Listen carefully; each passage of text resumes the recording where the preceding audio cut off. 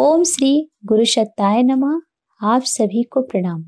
वेद मूर्ति तपोनिष्ठ युग दृष्टा पंडित श्री राम शर्मा आचार्य जी की लिखित पुस्तक हमारी वसीयत और विरासत के कुछ संस्मरण हम आपके समक्ष प्रस्तुत कर रहे हैं, जिसका शीर्षक है समर्थ गुरु की प्राप्ति, एक अनुपम सुयोग।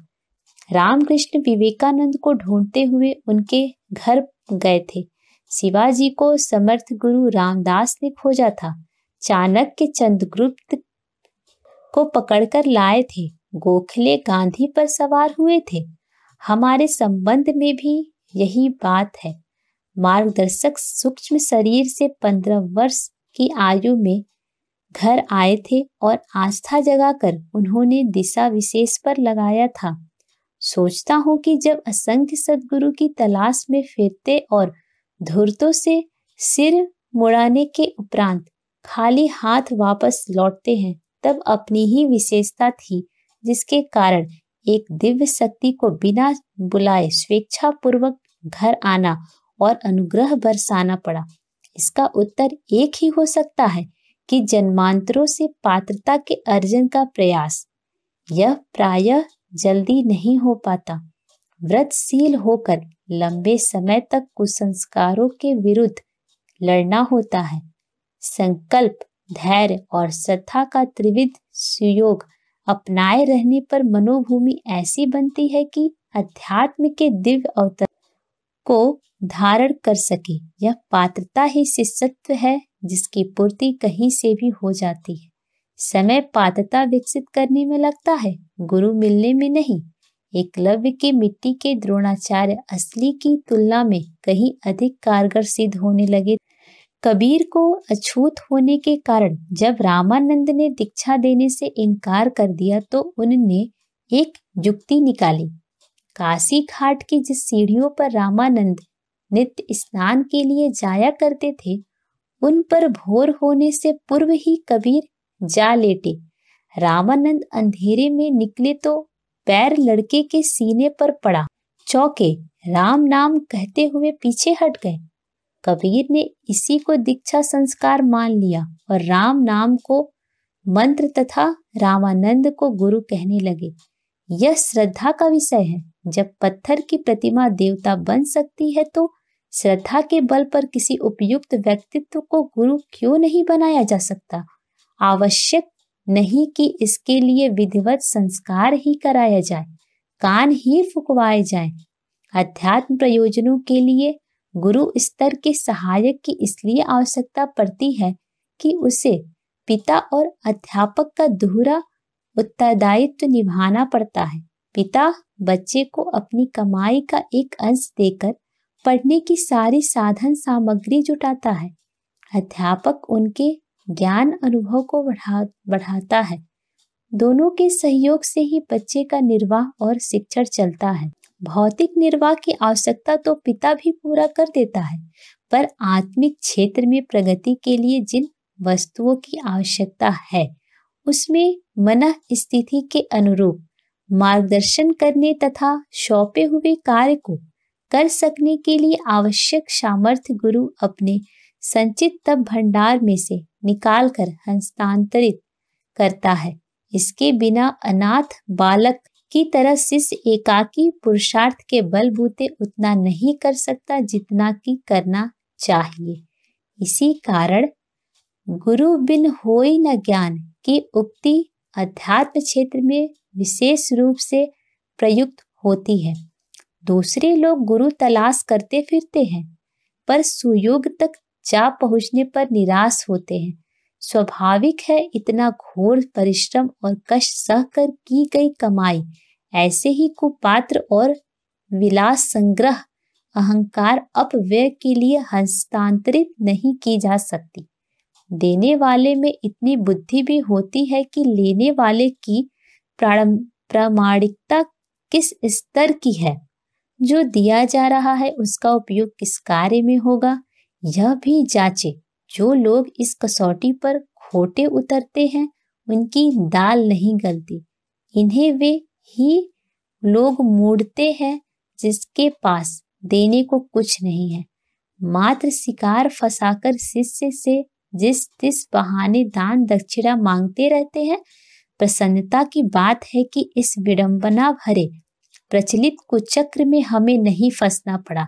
हिमालय की एक सत्ता अनायास ही घर बैठे मार्गदर्शन के लिए आ गई और हमारा जीवन धन्य हो गया। हमें इतने समर्थ गुरु अनायास ही कैसे मिले?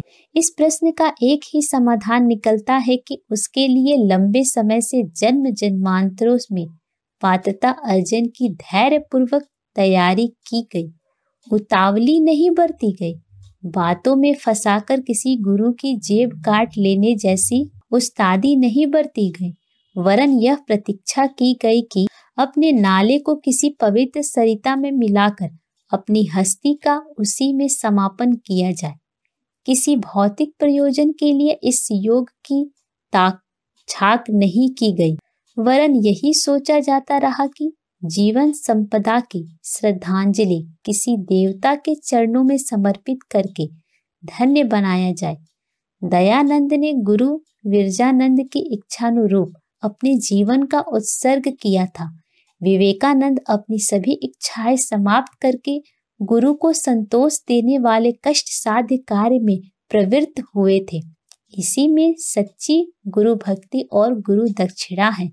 हनुमान ने राम को अपना समर्पण करके प्रत्यक्षतः तो सब कुछ खोया ही था, पर परोक्षतः वे संत तुल्य ही बन गए थे और वह कार्य करने लगे थे जो राम के ही बलबूते के थे। समुद्र छलांगना, पर्वत उखाड़ना, लंका जलाना बेचारे हनुमान नहीं कर सकते थे।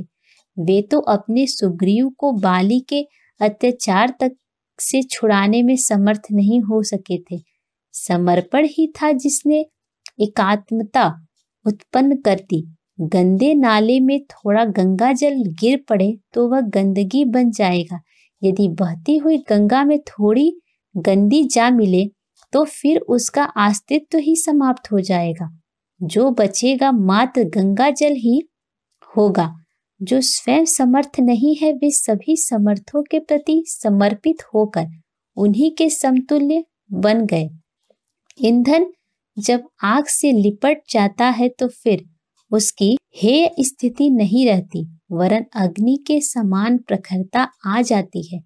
वह तद्रूप हो जाता है। श्रद्धा का केंद्र भगवान है और प्राप्त भी उसी को करना पड़ता है, पर उस अदृश्य के साथ संबंध जोड़ने के लिए किसी दृश्य प्रतीक का सहारा लेना आवश्यक होता है। इस कार्य को देव प्रतिमाओं के सहारे भी संपन्न किया जा सकता है और देहधारी गुरु यदि इस स्तर का है तो उस आवश्यकता की पूर्ति करा सकता है। हमारे यह मनोरथ अनायास ही पूरे हो गए। अनायास इसलिए कि उसके लिए पिछले जन्मों से पात्रता उत्पन्न करने की पृथक साधना आरंभ कर दी गई थी।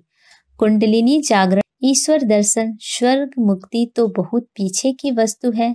सबसे प्रथम दैवी अनुदानों को पा सकने की क्षमता अर्जित करनी पड़ती है, अन्यथा जो वजन न उठ सके, जो भोजन न पच सके, वह उल्टे और भी बड़ी विपत्ति खड़ा करता है। प्रथम मिलन के दिन समर्पण संपन्न हुआ और उसके सच्चे झूठे होने की परीक्षा भी तत्काल ही चल पड़ी। दो बातें विशेष रूप से कही गई। संसारी लोग क्या करते हैं और क्या कहते हैं, उसकी ओर से मुंह मोड़कर निर्धारित लक्ष्य की ओर एकाकी साहस के बलबूते चलते रहना। दूसरा यह है कि अपने को अधिक पवित्र और प्रखर बनाने के लिए तपश्चर्या में जुट जाना। 24 वर्ष के 24 गायत्री महापुष्करण के साथ जौ की रोटी और छाछ पर निर्वाह करने का अनुशासन रखा। सामर्थ्य विकसित होते ही वह सब कुछ मिलेगा जो अध्यात्म मार्ग के साधकों को मिलता है, किंतु मिलेगा विशुद्ध परमार्थ के लिए। तुच्छ स्वार्थों की सिद्धि में उन दैवी अनुदानों को प्रयुक्त न किया जा सके। बसंत पर्व का यह दिन गुरु अनुशासन की अवधारणा ही हमारे लिए नया जन्म बन गया। याचकों की कमी नहीं, पर सत्पात्रों पर सब कुछ लुटा देने वाले सहृदयों की भी कमी नहीं। कृष्ण ने सुदामा पर सब कुछ लुटा दिया था। सतगुरु की प्राप्ति हमारे जीवन का अनन्य एवं परम सौभाग्य रहा। धन्यवाद। जय गुरुदेव।